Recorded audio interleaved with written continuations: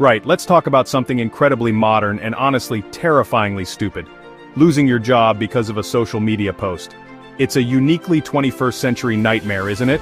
1 minute you're a respected teacher, 1 minute you're a brave firefighter, 1 minute you're a dedicated city official, the next you're the star of a local news segment titled, "Public Employee in Hot Water Over Controversial Post," which is journalism speak for, this person is about to have a very, very bad week.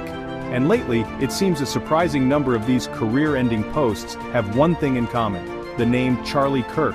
It's a situation that truly makes you pause and think, wait, what? Who? And why is my cousin's Facebook rant suddenly a fireable offense?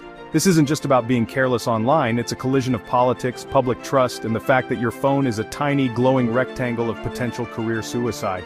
We have public servants, people paid by our tax dollars, to teach our children. We have public servants to put out fires. We have public servants to run our cities. There they might share, like, or comment on content associated with polarizing figures.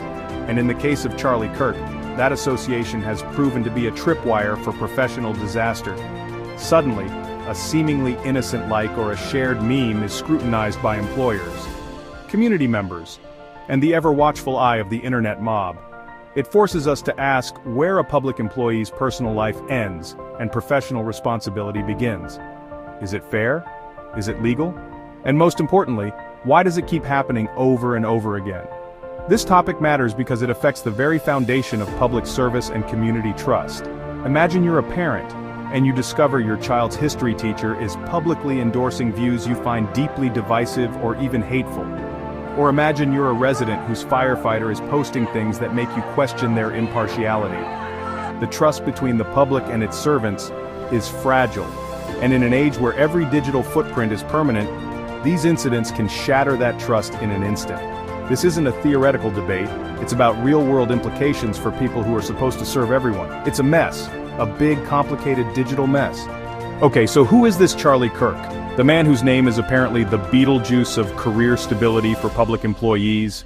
If you're not deeply immersed in the world of American political commentary, you might not know him. Charlie Kirk is the founder of Turning Point USA, a conservative youth organization that has a massive presence on college campuses and social media.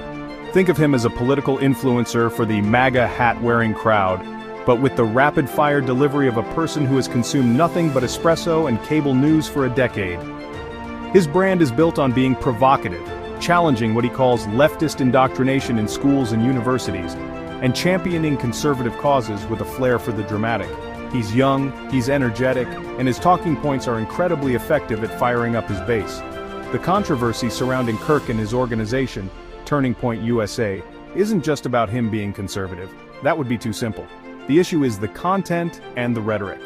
Critics accuse Kirk of promoting misinformation, engaging in inflammatory language, and sometimes veering into territory that many people find deeply offensive, particularly concerning race, immigration, and public health.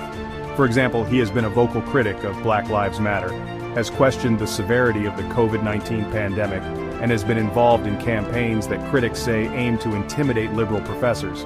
So when a public employee shares his content, they aren't just saying, "I lean a bit to the right." They are, in the eyes of many, co-signing a whole package of highly contentious and divisive ideas. This is precisely why his name becomes a lightning rod. Let's move from the theoretical to the painfully real. Consider the case of a teacher in a Midwestern city. Let's call her Sarah. Sarah was a well-liked English teacher with over a decade of experience. On her personal Facebook page, Public, she shared a video of Charlie Kirk, arguing that systemic racism is a myth. A parent saw the post, took a screenshot, sent it to the school principal and to the local news. The outrage was immediate. Parents from minority backgrounds feared their children wouldn't be treated fairly. The school board was inundated with emails. Within 48 hours she was placed on administrative leave pending investigation, a move that effectively ended her career at that school. Her 2-second click unraveled a decade of work. It's not just teachers. In a West Coast suburb, a veteran firefighter, Mike, liked posts from Turning Point USA on Instagram. One post mocked gender pronouns. Another downplayed the January 6th riot. A local activist group found his activity and published an article. The fire department went on the defensive. Their statement said they served the whole community and Mike's activity was under review. Mike was suspended without pay for 2 weeks and sent to sensitivity training. He said it was his private account. The city said public-facing roles carry public consequences. Then, City Hall. A planning commissioner in a small southern town retweeted a Charlie Kirk post many saw as anti-immigrant. His Twitter bio listed his city role, so the retweet read as an unofficial city endorsement. So, what are the actual rules here? Can your boss really fire you for a tweet? For public workers, the answer is a deeply unsatisfying, yes, probably. Unlike private sector employees, public servants are held to a different standard. Their employer is the government, and their salaries are paid by the public.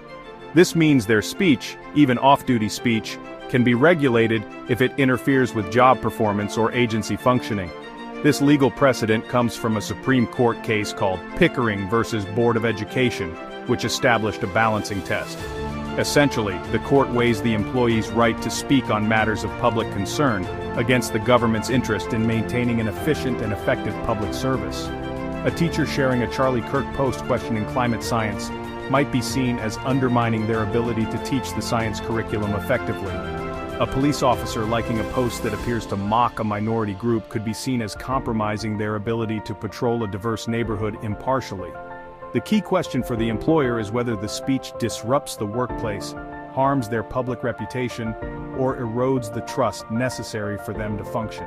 If a post causes a significant public outcry, a school district can argue the disruption justifies disciplinary action, even if it was on a private account on a Sunday afternoon. Many public agencies now have specific social media policies, often buried deep within employee handbooks.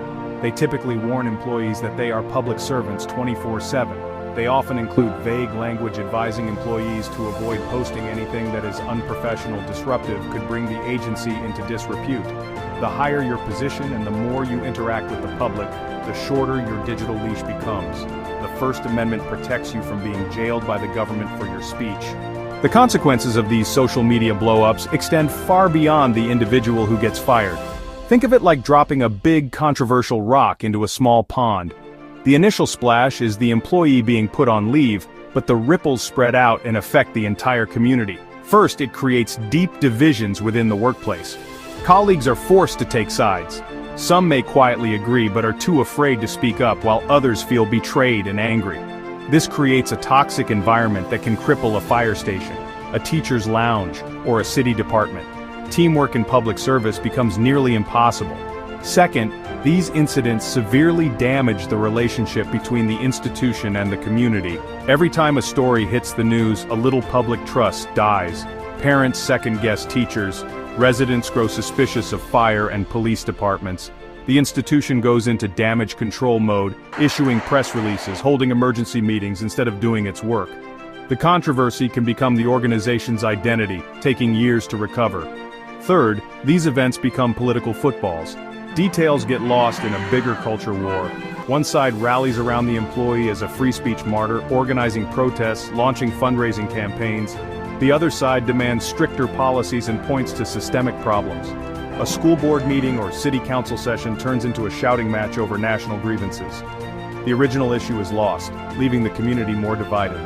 So, after wading through this digital swamp, firings, free speech debates, and the career-destroying power of one man's name, what's the takeaway? First, the line between our personal and professional lives has been obliterated by social media. That cute little bird app on your phone is not your private diary. It's a public billboard, and if you work for the public, that billboard is being monitored. Teacher Sarah from 8 to 3 and culture warrior Sarah at night is a fantasy.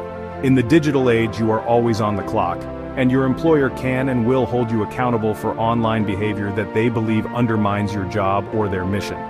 The second lesson is that not all speech is created equal. There is a world of difference between expressing a mainstream political opinion and aligning yourself with figures known for inflammatory and divisive rhetoric. Public employers are not reacting to conservatism, they are reacting to controversy. They are making a risk management calculation. Associating with figures like Charlie Kirk is seen as willingly inviting a firestorm that the employer will be forced to put out. For public workers, the lesson is one of extreme caution. Before you post, share, or even like something, you have to play out the worst-case scenario in your head. How would this look on the front page of the local newspaper? Could this be used to question my ability to do my job fairly? Am I willing to bet my career on this meme? Perhaps the most important lesson is the simplest one of all. Think before you